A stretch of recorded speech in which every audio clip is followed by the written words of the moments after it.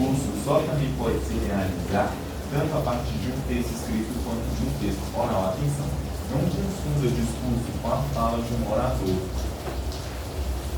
Portanto, todas as vezes que escrevemos ou falamos em um texto que se realiza com um discurso. Isso acontece porque quem fala e escreve tem uma intenção ou objetivo contido na mensagem e até na forma de comunicá-lo. De novo, o texto precisa decifrar, compreender, decodificá-lo a mensagem e a intenção a partir do próprio conhecimento de mundo, é claro, do próprio texto. Lá vem o jovem RLORC com o seu discurso pacifista. Percebe? O discurso, ele é móvel, ele está em constante movimento. Podendo ser lido muitas vezes, né? Isso aí, podendo ser manifestado infinitas vezes. É diferente de lá vem o jovem RLORC com a sua redação sobre o pacifismo. Aí você tem um texto e nele está contido um discurso pacifista. Texto e discurso são coisas diferentes. Para que serve definir um texto e discurso, além de fazer a distinção entre eles, qual a utilidade desses conceitos? Quando entendemos os conceitos de texto e discurso, podemos perceber que o modo como escrevemos ou falamos é tão importante quanto aquilo que dizemos, assim como o contexto da nossa interação. A situação de comunicação é a maneira como construímos o nosso texto escrito ou elaboramos a nossa fala. Tem muita importância. Segundo, a elaboração do texto. Temos que ter cuidados na leitura e na elaboração do texto. A noção de discurso é sua integração na leitura.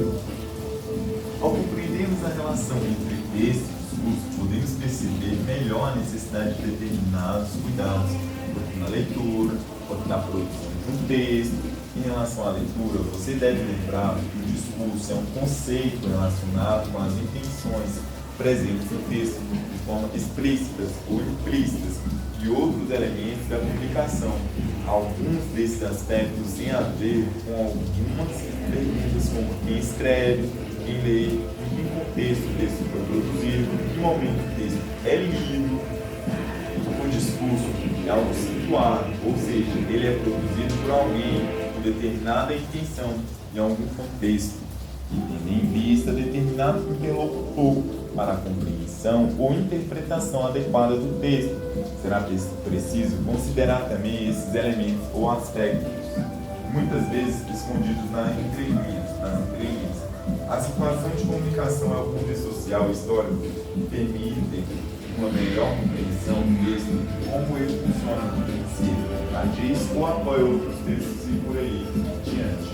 Como consequência de uma leitura que vai além dos aspectos formais do texto e de seu conteúdo mais explícitos, poderemos descobrir aquilo que eventualmente está implícito no texto, que é uma informação, uma resposta que se dirige, entre outros.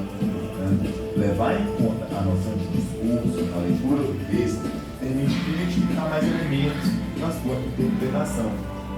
Cuidados que você deve ter ao elaborar seu texto.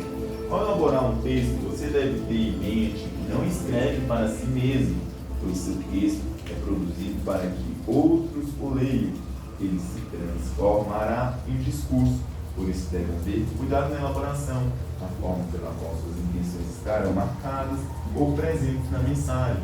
Se escrevemos e falamos para que outros nos entendam ou mesmo atendam aos nossos objetivos de nossa comunicação, precisamos nos esforçar para irmos além da simples expressão do que temos em mente. Isso tem a ver com um importante mecanismo da comunicação. Estes seriam os princípios da comunicação.